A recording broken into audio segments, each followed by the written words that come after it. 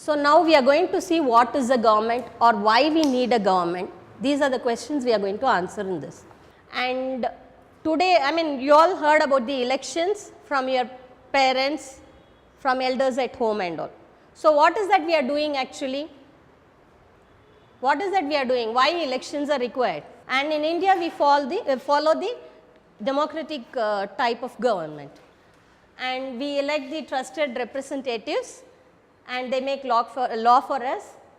They govern us by enforcing those laws. These are the levels of government: union government or central government, then comes the state government, then we have the local government.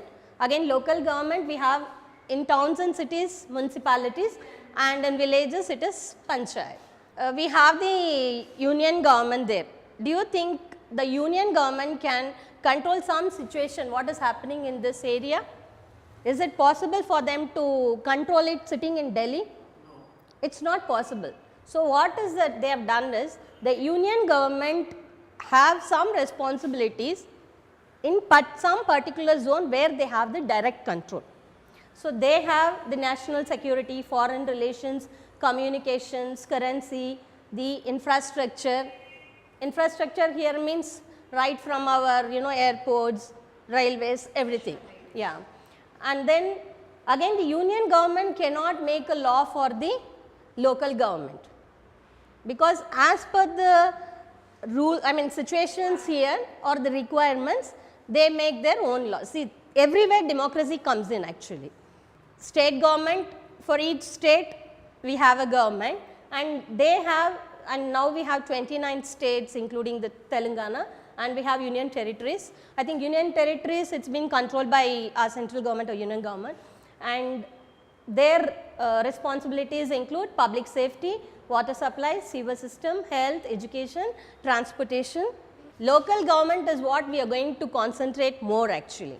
Now the local government or the state government or the central government, they all work under this Indian constitution, and it is a written document, and I think this is the longest written constitution in the whole world actually. And a city is divided into areas, and area is again divided into wards, and these wards, they elect ward councillors, and these ward councillors in turn elect the mayor and the deputy mayor. And for administration purpose, we have a commissioner also, and he is an IAS officer, and he is elected by the, or he is selected by the state government. Again here also democracy, because finally we are the people who are here.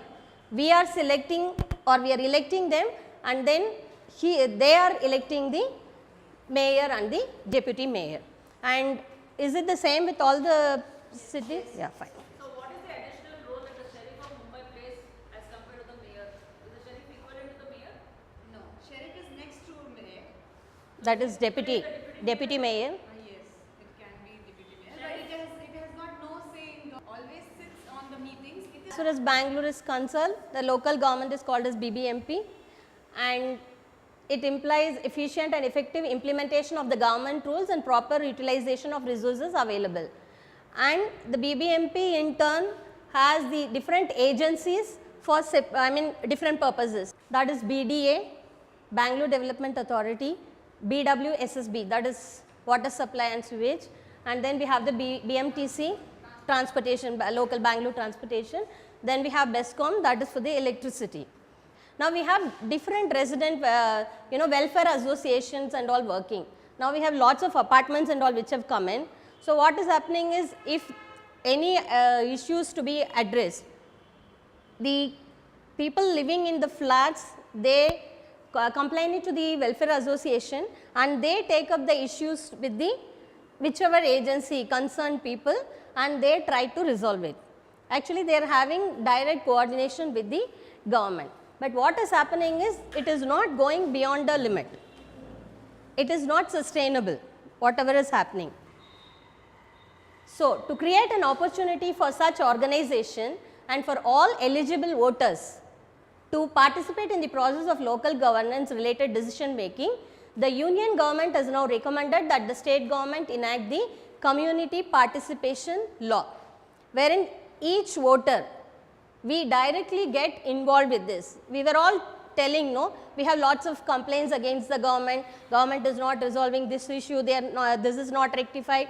See, all these problems can be rectified once we are in direct touch with the concerned people. When we go and directly meet them, we will know actually what is the issue.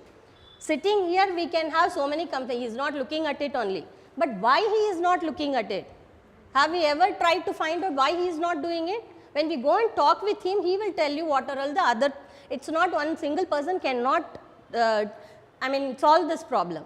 He in turn is involved with some other problems also. You know, you say there are some pipeline is not clear or whatever it is, but he cannot just come and send one person and ask him to rectify it for us. In turn, he may have to get permissions from different other agencies.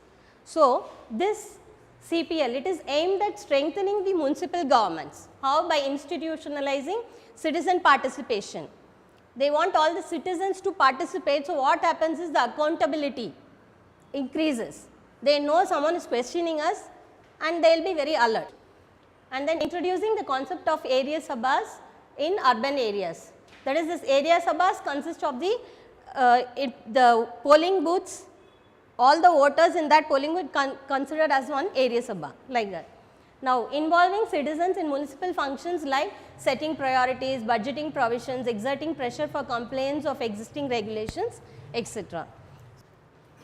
So, what are the advantages we can expect from this CPL?